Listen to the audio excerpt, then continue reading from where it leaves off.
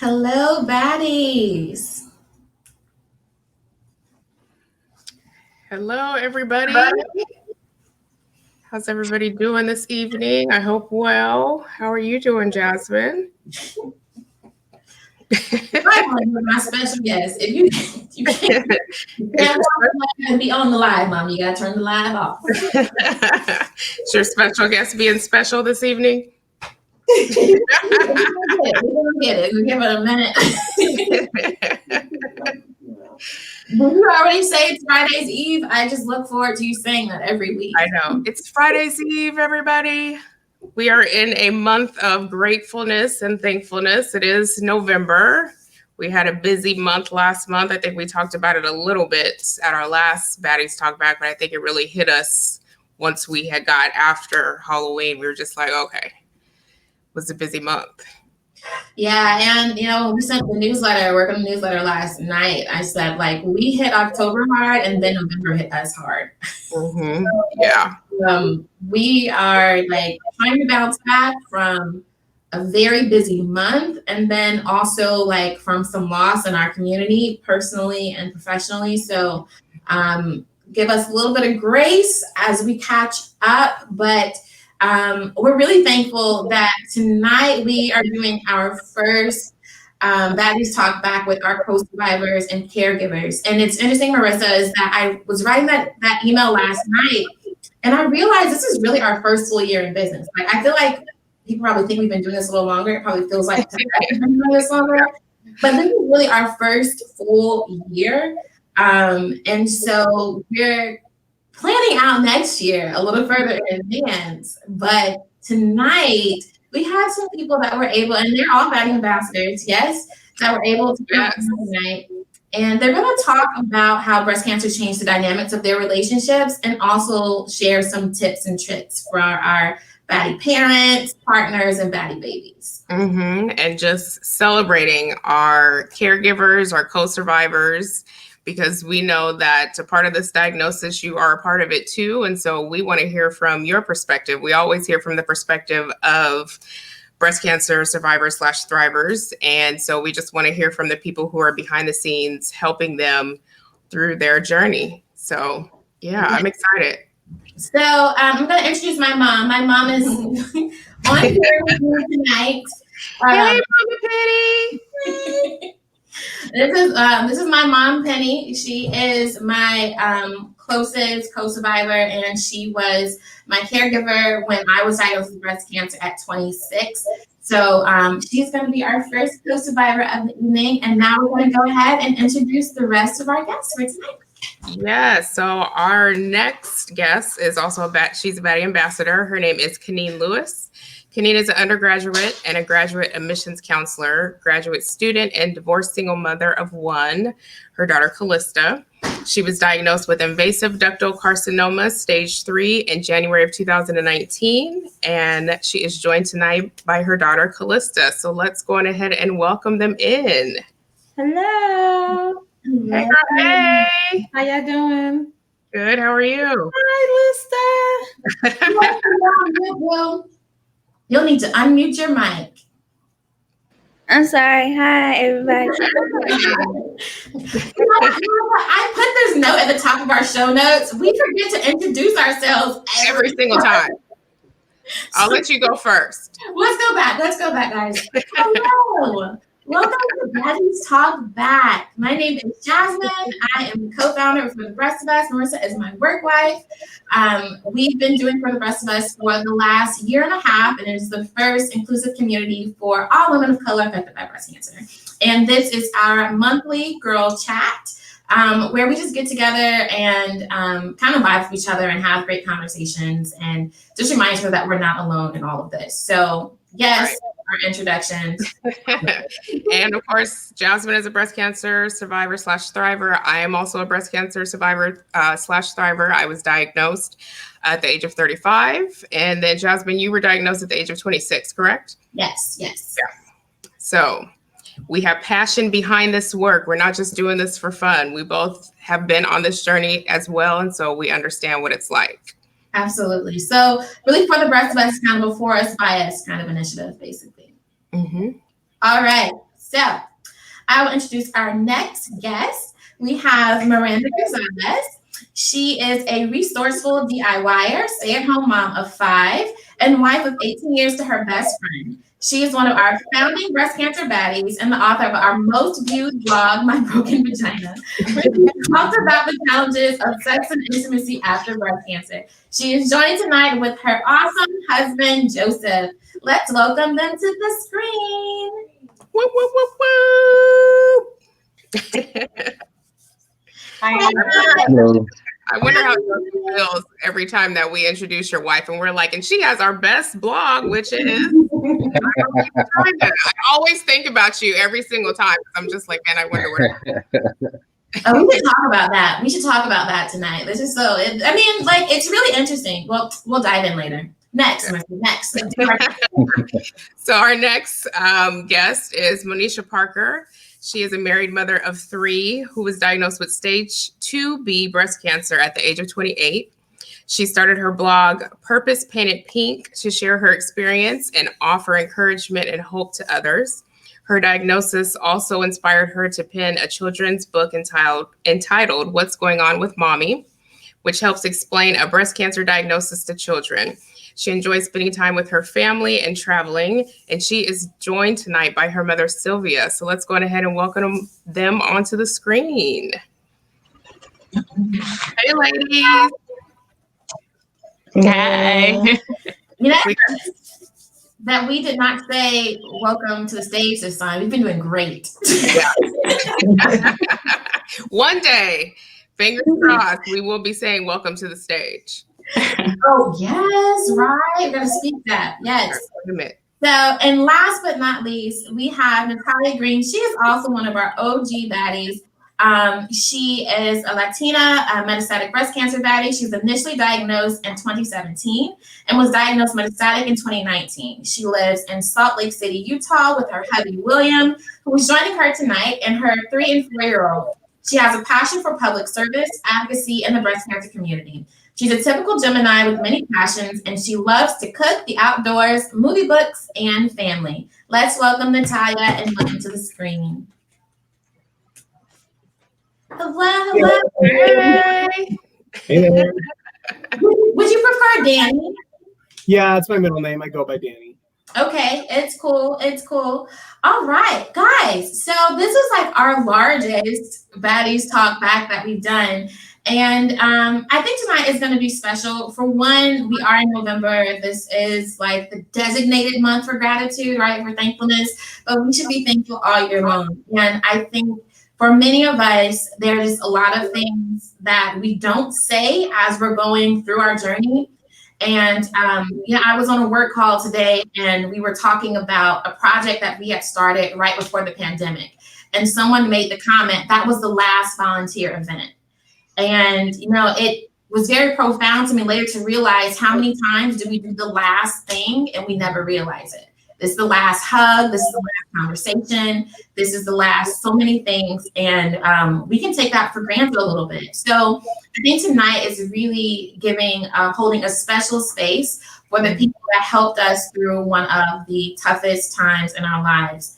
And I don't think we could have asked for a better crew, a better dynamic crew for all these different relationships. Yeah, and I'm excited just to see, like I said before, to hear everybody else's perspective on what it was like to, have your children, your spouse, or your daughter go through an experience such as breast cancer. So let's go on ahead and jump in and get started. I have a question for everybody, and anybody can jump in and answer if you want to. But how did your life change when you became a caregiver / co-survivor to someone you love with a chronic illness like breast cancer? I'm gonna let Danny go first. I'm just gonna call people out. Go ahead. Call them out. I'd give cancer 1 star. Would not recommend. It's not great. So I think men are just not all men. I'm just a big oversensitive crybaby. So it was super traumatic, and I'm still dealing with it. I think the hardest thing is trying to Well, you kind of said it already, but just, every time you do something, you don't know if it's going to be the last thing. So, you always live that in the back of your mind where, if you go on a vacation, you sort of wonder, is this going to be the last vacation we do? If we go to dinner, we go on a date, if we, whatever we're doing, it is weird. It's always like a constant sort of cloud or blanket over everything you do. So mundane things, simple things, there's always something sort of weighing you down, and that's probably the biggest change. Is it's just that it's like emotional ankle weights that you're just walking around with that just sort of weigh you down everywhere you go. So Yeah. you'd be a downer about it, but it's not great. Yeah, it's not all rainbows and butterflies, so I get it. No, that's what they said. That's what they said, but they lied. Yeah. No. But I think that's the thing. We've really, as we are like revisioning for the Rest of Us 2.0, we've been talking about strategic planning and all that stuff. One of the things I think has made us special is we edit for understanding, not because we want to share a specific narrative. And I think it's always important for people to be authentic and share their experiences, because that's where a lot of people feel alone. Being afraid to say, oh my gosh, this sucks. Oh my gosh, it feels like this cloud is over my head. So I think it's, as we have this conversation tonight, you guys keep that in mind. This is our safe space. And we welcome all emotions and all experiences without judgment. Yes. Did anyone else want to answer that question too? Mom, you don't have an answer?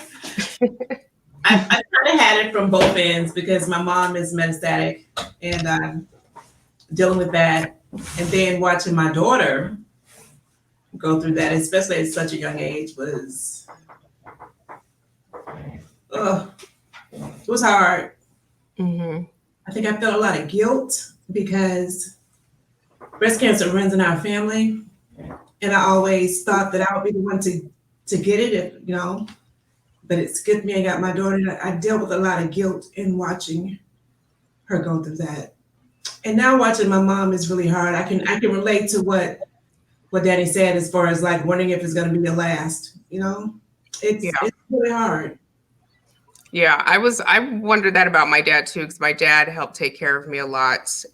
He would drive up to my house every day and take my son to school for me because he knew that I couldn't when I was going through chemo. And I wonder if he also felt guilt because we have a genetic mutation from his side of the family. And so a lot of, himself, he's also had colon cancer twice plus skin cancer. And a lot of his siblings have had cancer. And so I wonder if he also felt some of that guilt too. And, it's hard to say, right? To just come out and say that, or how do you express that? And so I think just the love and the care that you guys show to us is big. It's huge. For sure. Any other co-survivor or caregiver want to share how they feel breast cancer changed their life? Because we do speak a lot about the changes that happens to us, the person that's diagnosed. And Marissa says this all the time, that when we're diagnosed, our family is diagnosed as well. So any other thoughts on that, guys? I just wanted to make a comment. I also, my mom was diagnosed, and so I watched her battle breast cancer, and then I was diagnosed. And so when I was diagnosed, I just was, I went through the emotional part of it and all that. And I watched my daughter, watch me go through it. But it never even dawned on me that my daughter would end up being diagnosed so young. So when she was diagnosed, it literally I can't even explain the feeling when she called me at work and say, Mom, it's cancer. I was strong for myself. When I went through it, I was okay. But when my daughter was diagnosed, I felt like I couldn't be as strong for her because I just didn't think. I prayed and I asked God, do not let this be my daughter's portion. I don't want to see her go through what I'm going through. And then when it happened, I was just in shock. I was angry. I was hurt. I was disappointed. I felt guilty because I felt like my faith let me down for Mhm. a moment. I was angry with God. And sometimes people don't want to say that. They try to make it seem like, oh, I'm okay because I prayed about it. I did pray about it. But I can be honest and say I was angry with God because I felt like I should have cut that thing off. My daughter should never had to go through it, Right. but she did. And watching her go through that, it was one of the hardest things that I've ever had to deal with in my life up to this point. Yeah. I think a lot of family members, especially parents, can relate to that as well too. So thank you so much for sharing that. And I'll say that I think I felt that. I don't think I was ever able to put it in the words that you did, but I remember my mom was with me when I got the news. And like I think more than anything, besides like watching it from like an out of body experience, I remember looking over at my mom and I like all those words you said, that disappointment. I definitely remember that being on her face, like how could this happen? Right. Mm-hmm. Yeah. Callista girl, I got a question for you. So you have a different perspective as you were a teenager when your mom was diagnosed. So what was it like watching your mom go through breast cancer treatment? And how old were you when she was diagnosed, Callista? I was 16. And it's just the two of you? Yeah. It was like I was at school.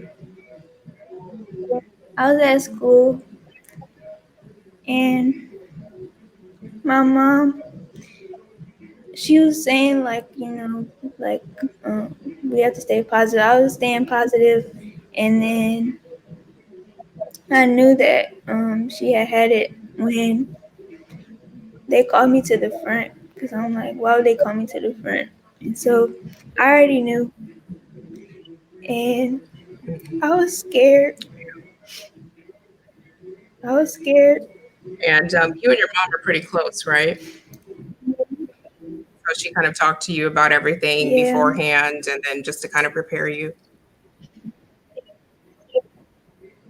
Yeah, I was scared, and I just wanted to, like, I didn't know what to do, and I didn't know that much about breast cancer. Like, I thought I did, but like I didn't know everything, and I just knew like cancer, like that's bad, and like I was just like, I don't know what to do, and I was just like trying to help my mom in any way that I Now, can. what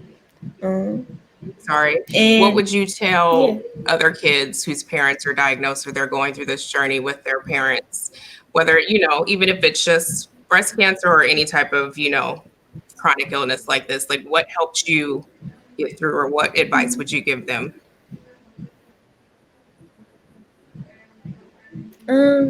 Well, my friend, her mom just got diagnosed, and what I had told her is, just be there for your mom, like be there. And it was times where it was like, I'm going to school, I got homework and all this stuff, but I still try to do everything that I could to make her feel more comfortable and, just a little bit better, because, it's a lot. But I would tell someone, be there, stay positive, pray, just that it's like I tried to do as much as I could. I couldn't do I couldn't cure my mom, but like I wanted to do that, but like I couldn't, so I just did anything that I could. It's hard, like I Yeah. can't explain it. It's just like, I know one of the things that Kanine, you've written about a couple of times is this idea that you guys celebrated the small wins. Like when you thought it was in the other breast and it wasn't in the other breast, this is an ice cream party. Can you speak to how you did your best to comfort your daughter while you were trying to take care of yourself? Sorry, y'all done fucked me out. I tried to, for me, my primary concern was her. I came secondary, as parents tend to do. And so I just wanted her to ease just a little bit of worry. If I can just take a little bit off of her so she wouldn't have to go into like another day, with so much on her, because it is just us. We're in a state where we don't have a lot of family. And so I just wanted her to be a little bit easier. So I know that when we found out it wasn't in both breasts, I was like, okay, it was only in one. I'm gonna have my surgery on this day. Let's go get some ice cream, or let's go get sushi, or let's go get, this, let's go get that. And I just tried to like make light of it. Let's sing songs Calista sings. So let's sing music. Let's dance. Let's have a dance out. Let's, watch a movie, or just get in the bed with me. I might not feel that good today. Just get in the bed. And I think one thing that we as parents always forget is how resilient our kids are. Because I have a teenage son as well, who's the same age as Callista. And, we try to shield them and protect them from so much. But even during that point in time, like, he was still like excelling in school. He was doing really well, regardless of whatever was going on at home and with me and feeling sick. Like, he still rose to the occasion. And I think kids, like I said, we definitely try to protect them a lot and not tell them as much, but they can always pick up on something, especially your vibes, whatever's going on. So one of my advice is just being a parent of it is when you have all the information that you think that you have, is definitely just share with your kids, because they'll be able to take that in more than getting it from somebody else, especially if you have a good relationship with them. So I completely agree. Also encouraging them, if they don't, because I know it was a lot of times Calista didn't want to tell me what she was feeling or what she was thinking, especially from the beginning on, until I forced her to go to Camp Kesem.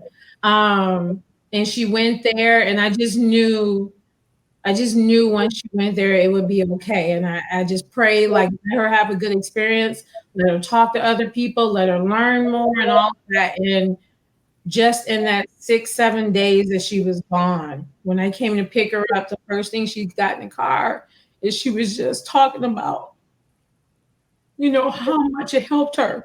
It helped her to, one, know that it wasn't just her, to have some other people that she can talk to and throw things, off, or ask questions about, or things like that. It just, I guess for her, it made sense a little bit. Calista, you can speak to it.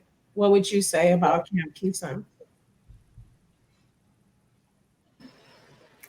I would say for an advice to give to another kid, they should go to a camp. I know there's like, for different types of illnesses, there's different camps, but this one is Camp Kesem, and it was a great experience. Like, they canceled it this last summer because of COVID and everything. Now it's sad because, like, we only see those people who understand me like a lot for like 7 days, and then we don't see them till the next year. So, and then I can't see them this year. So, but it was great. Like, you don't have any phones. They have a whole bunch of activities, and we talk about stuff like deep stuff. Well, there's one day dedicated specifically to talking about, parents with cancer and everything. But like, we talk about little stuff throughout the week, and it helped a lot, the whole experience. And now, Miranda and Joseph, I know that you both have 5 kids, and your kids have also went to Camp Kesem. And so how did that help with your relationship, and also just sending your kids there? I think it took a lot of pressure off of us, knowing that the because the whole point of testing is that your kids get to go to camp and just be a kid. They do a lot of like empowerment, and there's just tons of activities all day. So I mean, I know I'm very good and stay home and like the house is my job, the kids, the laundry, the cooking, clean everything. So I know my husband is working every day, and and staying home because just having other people take on these jobs that I couldn't do because I had to knowing that your kids are okay and they're having time to kind of get a break from the heaviness in the house. Miranda, you're going in, and maybe it's me. Is Miranda coming in and out for other people as well? Yes. Okay. So you might have to lean in just a little bit when you talk. No, we know as baddies, we know the importance of community. We know what it's like to be the outliers. And we see that there is some work being done for Baddie Babies, but what about the Baddie hubbies? So what kind of challenges, well, I'll tell you this, Joseph, is that Miranda has written about how loving you were and how your love really helped pull her through and become more comfortable with her body as she was going through this experience. So who did you talk to? Did you have anyone to talk to? No, I really didn't have anybody to talk to because, I mean, it's one of those type of things that nobody just really talks about. Nobody talks to each other about it. Like, I had my brother-in-law that, he would always ask, how was Miranda doing? And, we'd talk a little bit about it. It gave me a little bit of relief sometimes, when the pressure was really high. But I mean, my ultimate goal was just to make sure she was comfortable.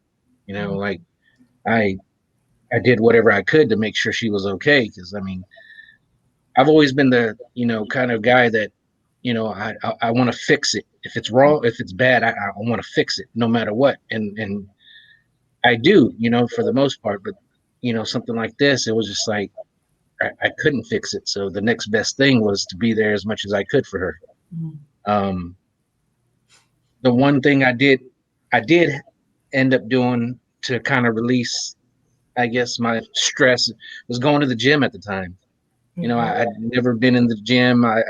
It just wasn't for me, but I would look forward to it because like I would get that little bit of time to myself, even if it was, an hour or two, whatever. Even though she'd complain sometimes, she's like, "Why do you need to be there for 3 hours?"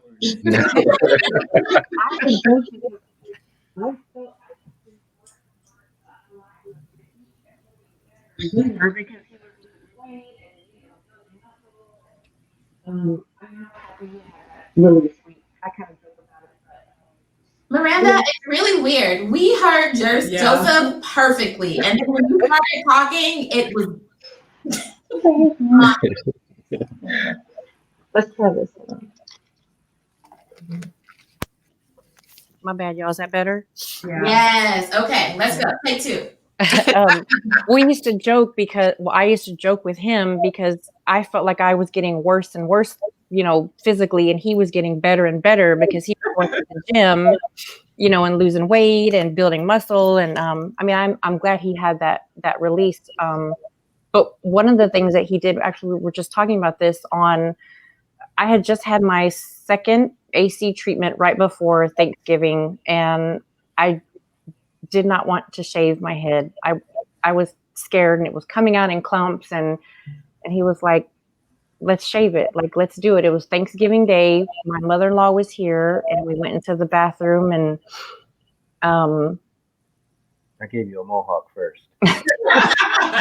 Yeah, we had our daughters there. They were 3 and 8 at the time, 5 and 8 at the time, and he kind of took that experience and really made it more of a happy moment, whereas I kind of saw it was like, me going in like, this is serious now, like you're losing your hair. And he was kind of able to turn it around and make it now, so, that my kids were laughing and they were happy, and they ran off and they were over it, and I was just like, and but he did stuff like that. Just I have a lot of guilt. I'm sure Natalia, you probably feel this way too. I have a lot of guilt because I feel like he took on so much more of my job, and I don't know if that ever kind of goes away as a partner or a parent or even a child, that seeing somebody having to take on everything that you do, it can, make me feel bad quite a bit. And that was actually one of the questions that we had on the list about guilt. So it was interesting. My mom was, I was married when I was going through that experience. My mom was definitely more involved. I think my husband really kind of checked out. And the guilt that I felt was like, one, I was 26. We only been married for a couple of years. And I really felt like he had chosen the broken Barbie. Like, you did not expect this to happen when you were 26. You know what I mean? And I don't know if I felt a lot of guilt around my mom helping me. I think I felt more, probably more humbled and more grateful that my mom was there to help me. Because when you mean like someone doing everything for you, I mean, like, I couldn't like wipe myself and go into the bathroom. I couldn't shower myself. Like, my mom was, I used to have a lot of hair. My mom had I couldn't bend over the sink. My mom has a towel trying to wash all this hair and stuff. And so it was an extremely humbling experience for me, but it definitely made me more thankful and grateful that my mom was even able to go through it, because I know that she experienced guilt for like the bloodline, which we don't even know. They're saying it's spontaneous, but for the bloodline. But in my eyes, like, I am just so thankful that she didn't have to go through that experience, and I pray that that's something that she never has to deal with. Yeah. Danny, do you have a support system or somebody that you can tap into and talk with? Yeah, well, COVID made things a little bit tricky, but I can't speak enough about therapy. We're not, I wish we were more like cool, awesome New York East Coasters who have been like therapized since birth. But we grew up in Utah, so I'm still a product of, the style of just cramming your emotions down and then one day you die. So getting into therapy, I started probably like 2 months after she was diagnosed, I think somewhere around there. But that was, that's really helpful. I can't say enough great things about it. I know it's like we're getting better in 2020. There's still stigma around mental health. So I just couldn't sing enough praises about therapy. I like the woman I was seeing. And I for the most part, it just therapy was a good way to practice talking about cancer. Before I did that, I was at a sort of a larger law firm, and when people would come into my office and like say, "Hey, how's your wife doing?" I pretty much never talked about cancer until someone asked me about it, and so I just ended up crying with partners and colleagues. Sensey, like a super sensey. People would just say, or even people would just say, "Hey man, how you doing today?" Well, y'all know when you start going to therapy, then like if someone asks you about something, like all you want to do is talk about your emotions. Like you're just like a wide open wound. Yeah. Like, let me tell you about I it. really think that might be the nature of loving someone that's dealing with metastatic disease, because my boss, her husband is dealing with metastatic disease, and I know, and we got really close when they were starting to go through this process, because I could kind of understand a little bit of what was happening, but I knew that there were days when I would ask her how she was doing, and she would just burst into tears. Yeah. It's interesting too. On the caregiver end, it's a weird relationship because most of us were diagnosed at a younger age, and I wrote this on a post the other day. Like, I can see why relationships don't make it through cancer. We take we commit to someone at this young age, and we don't think we have to take care of them the way they do when someone gets cancer at the beginning. Like, my husband and I have a very equal relationship, and that's really important to me. Like, I'm the CEO of the house, I'm running the things. Like, I didn't want to get into gender roles when we got married, and that really forced us to not have kids for a long time. But when we decided, I thought, like, we're going to commit to this. You know, he's going to be an attorney. I know, like, those hours are crazy, and I'm going to run things at home. And this is the way we're going to run things. That way he can be open on the weekends, and we can have him involved in our life, because attorney life is crazy. But giving over that responsibility, and it is really guilty. Like, it hurts so bad that to know that I can't be the mom I want to be to my kids because I'm passed out on the couch. I'm so tired, you know, or wanting to do things, or having him step up and being at work all day and trying to do things, and me being in a rage because I'm, you know, my mental health is suffering from the meds we take, or just, you know, of the lulls in our life that just kind of take over. And it's really hard to not being able to step up as that parent and be that committed parent. And then you feel guilt because he didn't sign up for that. Right. We're at such a young age now that it's just like, now he has to be basically like the top parent, running everything, running the schedule and whatever. And I'm just a little turd, you know, trying to sleep or trying to get better. And I'm kind of living outside of our lives sometimes when, you know, when I have progression or when I'm in treatment, and I just feel like I'm missing out and everyone is just kind of moving on. But I think the only way we're able to stay together is if your caregiver is willing to make the same changes you are while you're going through that disease. And it's at a forcing hand, and it's at an age sometimes like where you might not want to give up that control, or you don't want to give up that part of your life. So, you know, as much as I want to be like, dude, step up for their wives or their spouses or their partners when they're going through this disease, but it's a lot to ask for at the same time. Yeah.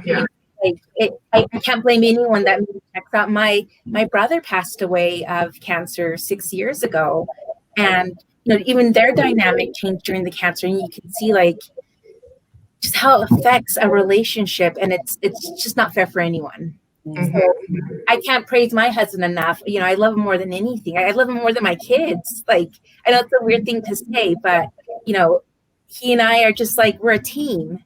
And I can't imagine, like, if this wasn't in my life, I don't know where else we would be or how we could handle, or my kids. My kids are happy. You're right. They're resilient. And every time I get sick or every time I'm at the hospital, I'm just thinking like, are they, like, I don't have to think about they're okay because I know they're okay. Yeah. Yeah. Yes. Like, and let's see, on the flip side of that, there are so many women, they say like no one talks about like the marriages that are going left during this. So mine was going left, and I will tell you, like, I did not have that peace, and that was one of the things that was making it really difficult. And I'm talking like, I just want to make sure the bills are being paid and that kind of stuff. It made it so much stressful to not have a partner I could depend on. And then at that time, it's like, well, if I can't depend on you for this hard thing, this really hard thing, and then I make it out the hard thing, and I'm in a good space, and you don't want to show up there, like, you just shouldn't be showing up at all. Like, this just doesn't work. So I think, like, for the women that are on the other end of that, to know that that happened as well. But I think both Natalia and Danny and Miranda Grizzles, I think those are great examples of not settling, to know that it is possible to have a partner that will work with it, work through it with you, basically. And I want to clarify that it wasn't easy. Right. We had conversations about where our marriage was, or if we can make it past this cancer, or all those things. You know, like, we have been at tipping scales, and we've said things to each other that probably we shouldn't have said. And I'm sure there's resentment that exists amongst us that, you know, will never go away, or that we'll always keep working on. But more than anything, I mean, we're sticking together, but it's not easy even for us. Like, I think we have a strong foundation, but it's constantly getting rocked, constantly. And, we keep our eye on the prize, but it could slip away in a second. Yeah. We're working towards it so easily that, yeah, I have the best caregiver in the world, but things can change very quick, if we're not focused on, if we're not taking care of each other during this process. Yeah, that's good advice. I love that. Sylvia, I wanted to ask you, and Penny, I want you to chime in too. What tools did you use to help your children who are also adults go through their treatment? Because I know that's a different type of dynamic, right? It's almost as you're having to go back and revert to when your kids were younger to be there to take care of them. So what tools did you have, and maybe what would you tell other parents with adults, children who are going through a battle like cancer? I learned when my mom got diagnosed, she was in her 60s, and my daughter Monisha was only 3 months old. So back then when I heard the word cancer, I immediately thought my mom's getting ready to die. That's what first came to my mind. I'm getting ready to lose my mom because of this disease. So, and then she had watched me, go through it. I was diagnosed, so she watched me. And when I was originally diagnosed, I had to watch her fall apart. And I had to be strong no matter how I was feeling on the inside. I had to be strong for her and for my son. And because she had that example, she watched my mom, who was very strong, go through it. We didn't lose my mom until 2012. She fought hard. And then she watched me go through it. And so when I went through it, I was very careful not to break down in front of them. I had my moments where I would go in the bathroom, shut the door, and cry my bucket of tears. But she watched me laugh. She watched me determined I was going to enjoy my Thanksgiving and my Christmas dinner, even though I had to excuse myself, go to the bathroom, do what I had to do, clean myself up, come back, finish my food. So when she got diagnosed, like I said, it was a whole different dynamic. This is my baby. Mm-hmm. And to watch her so young with children of her own, the only thing I had to swallow hard. Now, when I went with her to the doctor and they said, this is what we're going to do, we're going to have to do I had to leave out of the conference room, go in the bathroom and just break down. On the way home, I told her I was trying to be strong. I broke down. When I finished that, I got myself together. Then I had to focus on being there for her. So what I did, I put my feelings on the back burner. I made sure I stayed positive in front of her. I continued to let her know, you can do this. You watched myself. You watched your grandmother. We got through it. You can get through it too. She focused more on her kids. So I was very proud that she was able to put aside what she was going through in her body to write a book and to still be a mother to her children, just wore out from treatment, but was still able to read a book to her children, was still able to make sure she read them a story at night, do these type of things and maneuver as a mother. And I knew what she was going through in her body. And so I had to make sure I put my emotions aside and push her. When she had those days where she felt like she couldn't do it, to push her. When she showed up to chemo, she showed up, makeup done with stilettos on, and we all went as a crew. And we sat in there, we made sure we made it a happy as happy as it could be experience. So that was my thing, that we are hurt as mothers to see our children go through this, but we have to be that positive piece.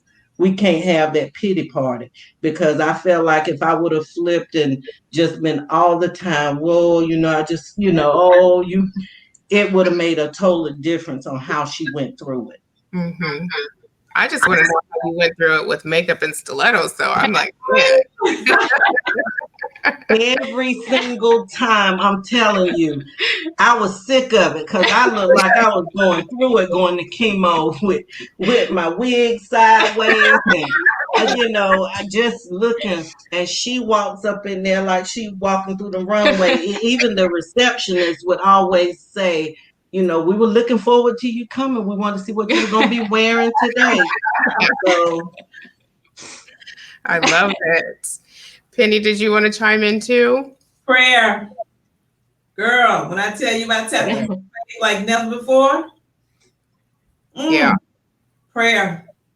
Praying together, praying for her, praying. That's the closest connection I've ever had to God in my life. I'm telling you. I mean, yeah, I felt the same way on the other end. My doctors will tell you that I made it through a lot of situations. They said a lot of people didn't make it out of. And we were in that space for a good 2 years, in and out of the hospital, being hospitalized. And so for me, this is why I said the other day, I was like, I've experienced God in such a tangible way over these last few years. I can't help but to talk to people about him. But it was like, I knew for sure, and I say that now, like I am covered by a praying mama. And I know that I have some other people in the Brand Beauty Brigade that have covered me with prayers, because I mean, really, we had some pretty near misses a few times. Yeah. This is why like our caregivers, like they're so awesome, because they definitely, I always say, they helped carry me through, right? When I would get to a point where I didn't think that I couldn't go anymore, they were there, you know, maybe not physically, but they were there to take my hand and help me carry me through. And it's just like, without them, I don't even know like where I would be at, whether that be physically, mentally, whatever the case may be. You know, they're just, I mean, they're awesome. I mean, you do, like we've had, you know, Baddie's talked back before where you lose people in your life. But I think it's a point like you are supposed to lose them for a reason. But the people that are here, you know, like your spouses and your moms and your daughter, it's like they are here, you know, and they help you carry through. So I'm just glad to see like everybody here that is just thriving here with your caregivers tonight. I'm trying to get, my son is here and I'm trying to get him to come on camera too. And he keeps like, well, why? I'm like, okay. For your 15 minutes of fame, son. Right. So one thing I will say is, I remember like I got some photos printed, and for me at least, you know, on my social media, I try to share my bad days as well, because I think when we share all the good moments, it's really, this is a true distortion. It gives people a false sense. I don't want to say a false sense of hope, because we should always have hope. I think it's very unrealistic to only show people like, I am having the best time with cancer. We had some low moments, some dark times, and I took pictures of some of those bad days. I took pictures of like those low moments. I remember I went to get to print out pictures, because you know, phones, you can lose everything. And I was amazed looking back at how many photos I had smiling with my family. So I want to ask you guys about your most memorable happy moment on your journey. I think for me, it was probably the Young Survival Coalition summit. My mom, we like last minute, I did it up at the hospital when we got back. Yeah, you did. Yes, you did. We like last minute took a trip to Orlando, and I had the absolute best time. And even now, the women that met my mom, like they still act with my mom. And I think, like, I don't know, it was special, one, because I had never been around other young women, but because my mom was so close to me, it wasn't just a moment for me to breathe. I feel like it was a moment for us to breathe, because we had been going through a lot together. So definitely Young Survival Coalition Summit was one of my most favorable happy memories with my mom. I can go.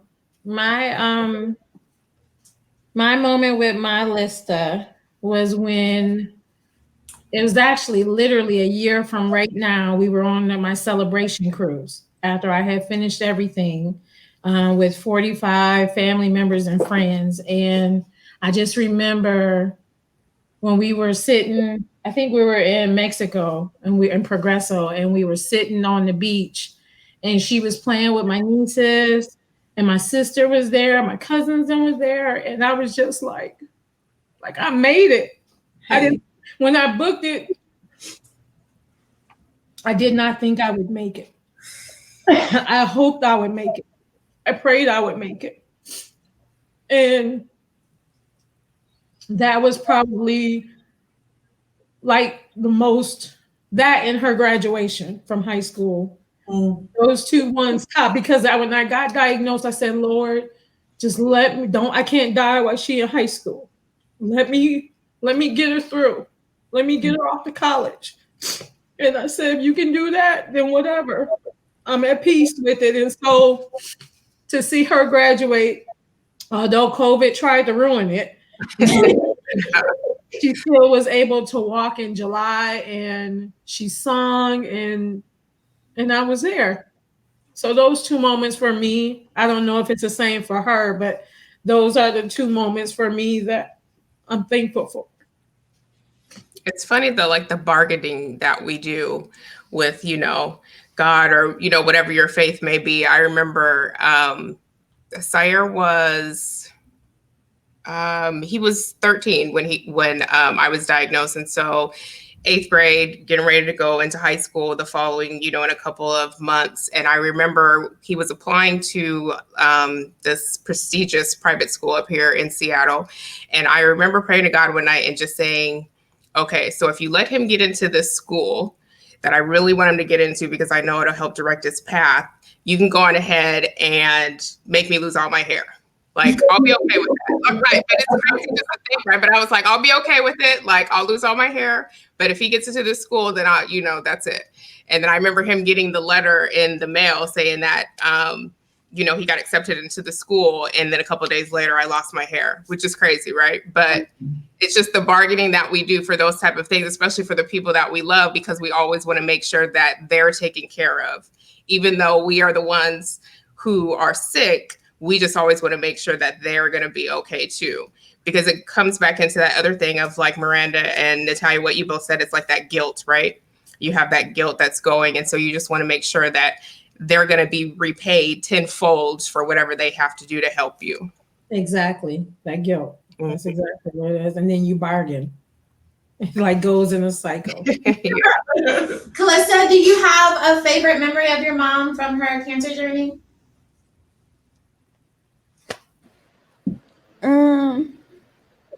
Probably graduation, because that whole day it was just a good day. Because first of all, I didn't know if we were gonna even have a graduation, and so it was just like, wow, I really did it. I'm really about to walk across the stage. And then it was like, Mom's gonna be there, and because when I found how Miss Monisha's mother said that when she heard cancer, she thought that her mom was gonna die. I felt the same way.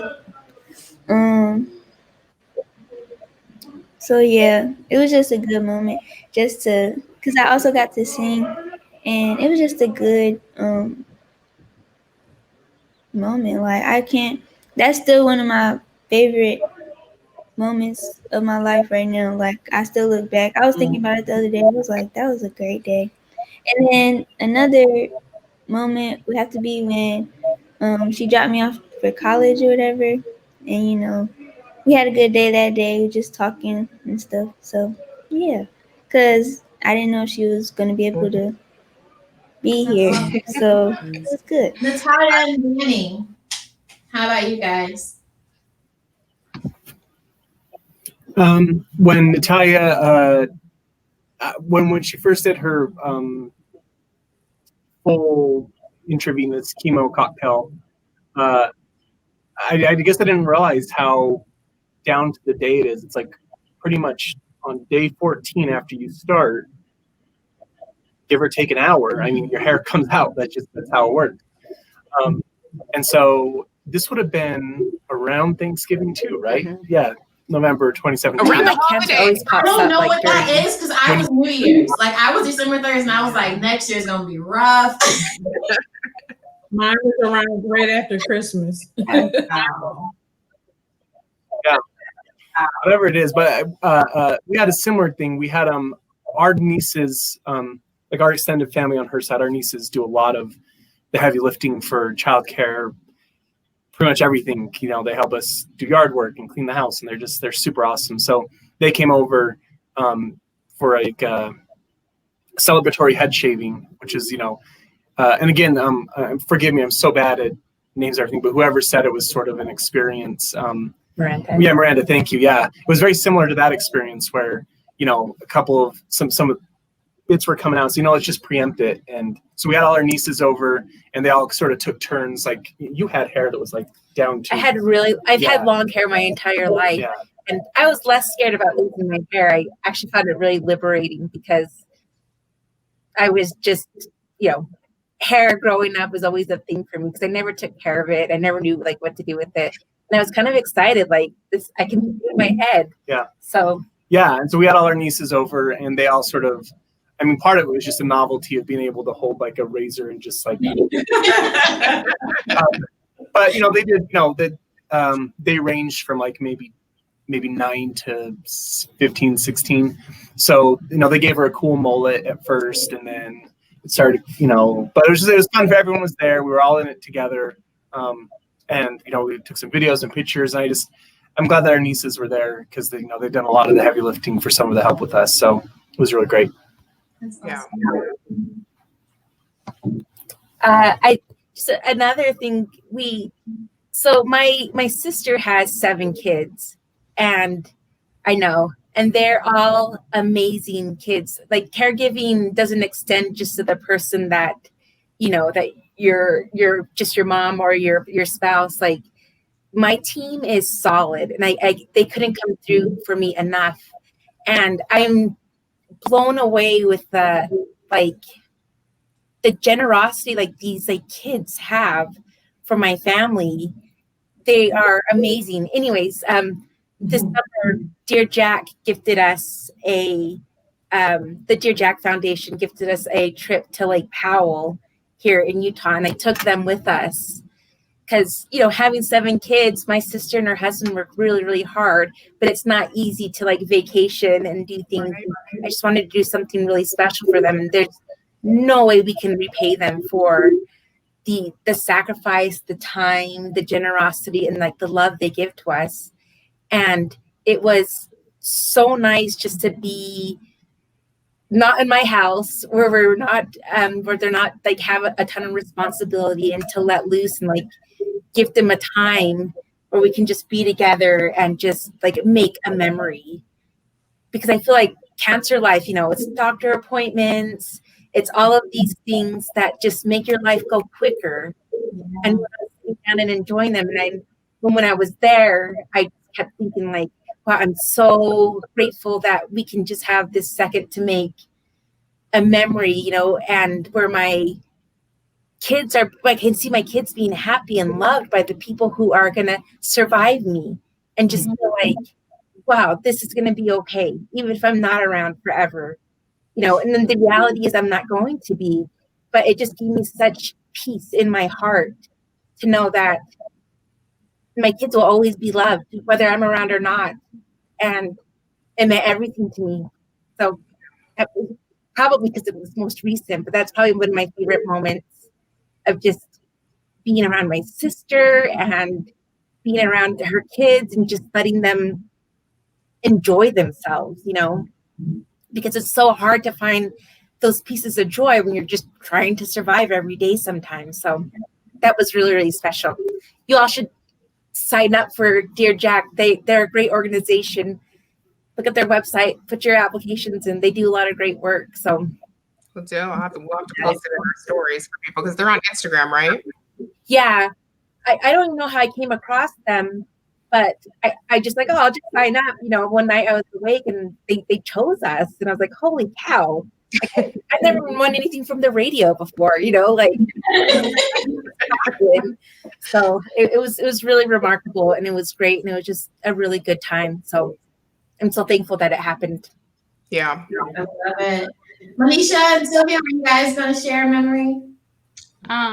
Yeah, I think for me, mine is sitting around losing my hair as well. That was like my biggest like fear going through cancer. Like that's the first thing I thought about, is that I'm going to lose all of my hair.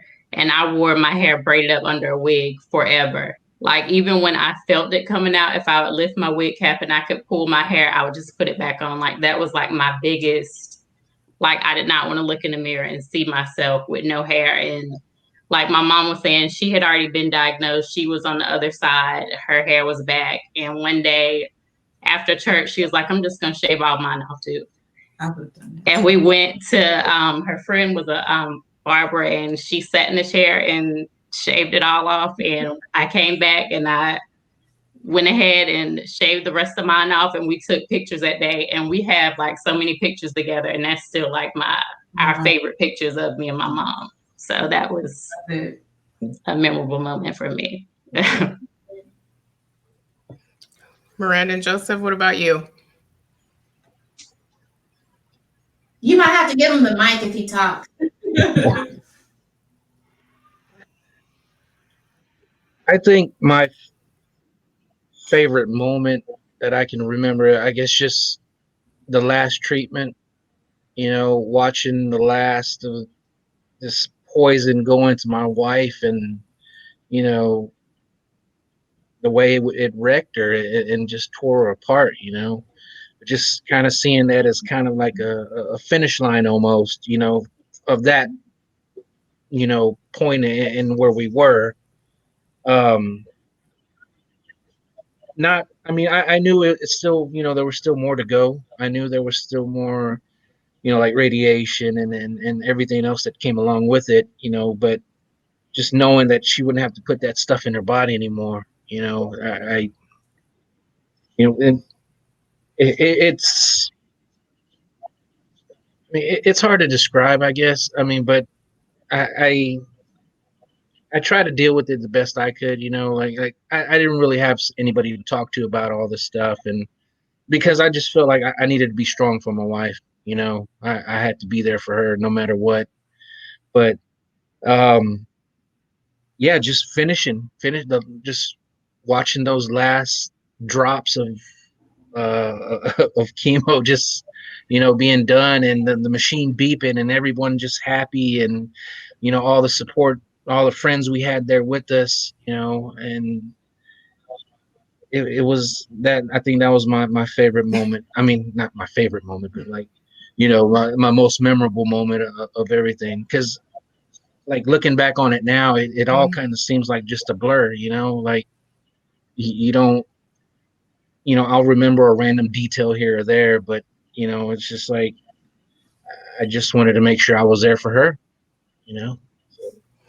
See, my favorite, or the thing I remember the most, at the time he was working for this really big company, and they had he had a convention or something, right, in Chicago, and I had never been. I'd always wanted to go visit. I had a friend who lived there. So we landed, and I had from 8 a.m. till 8 p.m, 12 hours in Chicago. That was it. I had never been. I saw snow for the first time. And I just like, I wanted to like step in it and play with it. And I kept saying, take a picture of me climbing this snow hill. He thought I was crazy, but just like being able to have this experience that I don't know what's going to happen next month, next year. None of us know. So just knowing that I had this one chance to kind of go and see snow, it was just like I will never forget that. And I know, we're in Houston, so we don't ever have snow. I know some of y'all are probably like would trade, weather with us right now, but it was really special to me. And the fact that we just got to go and experience that together, and it was just, it was really exciting. Before we log off, Marissa, if you can give a shout out to Dion for the sweatshirts. I actually was. Monisha, I didn't even notice that you had on one too. It's like we almost planned it, but not really. But Dion is a breast cancer survivor, and she has her own shop called the Jane L Shop. You can go look them on Instagram. She's also on Etsy. That's where her shop kind of lives, and she has a website. But she sells merch like this. She also has pins, some of it dedicated towards, breast cancer survivors or thrivers. And it's also a small business, and it is Black women owned. So if you are looking for something to support this holiday season, I would definitely say, go check her shop out. And she is a big supporter For the Breast of Us. She has been since we started. And so thank you, Dion. We appreciate you. And I think these sweatshirts are actually in the vault. She's not going to bring them back until next October, Breast Cancer Awareness Month, but she does have other things you guys can take a look at too. So definitely give it a look. Yes. And before we log off, you guys know to stay on when we end the broadcast. We have to take our photo to commemorate this episode. On behalf of Marissa and I just want to thank you guys so much. We've never done this, and I don't want to cry again. It just feels really special because there aren't a lot of spaces for us to have these conversations. And we just appreciate the openness and the vulnerability that everyone had tonight to share things that you probably may not have even shared with each other yet. And we also want to thank the caregivers and co-survivors for sharing your baddies with us, because everyone on here is a baddie ambassador. They are part of the historical movement for women of color affected by breast cancer. They are doing incredible things, and we are so, so blessed to be in community with them. So thank you guys. I want to say real quick too, especially to Joseph and Danny, because I know being in a female dominated space, this could be something that's hard for you, but you both stuck it out with us. Yeah. And I love that you guys are sharing your spouses with us. We love them as they are sisters. And so I just want to say thank you, because you guys are opening up a conversation for men whose spouses are going through this. And if other men can see you talking about it or just hearing what you went through, I think that also makes it easier for them as well. So I just want to say quick, great shout out to you, and especially Danny, for you talking about going through therapy, because that is a big thing and is always a stigma, especially in our community, but especially for men. So thank you so much. Yeah, reach out to us anytime. Wait, look, I'm already, Natalia, no, I'm signing her up. And Callista, real quick for you, because I know that this is hard to do as a teenager, me having a teenager myself, as you can see, who did not come. Thank you, sweetie, so much. We will, like Jasmine says, you are, one of the Baddie Babies, and I know that you are in college, so keep doing the damn thing. And I know your mom can't wait to see you. I don't even want to make her cry, but I know she can't wait to see you in a couple of days. So, yes. And so, guys, before we go, I keep saying that, before we go, we are having our first holiday Baddie Bash. So, check out that promo. It's going to be limited, only 150 baddies, and there's almost 700 in the Facebook group. So we dropped the link. Please sign up and don't cry, because we told you. Okay?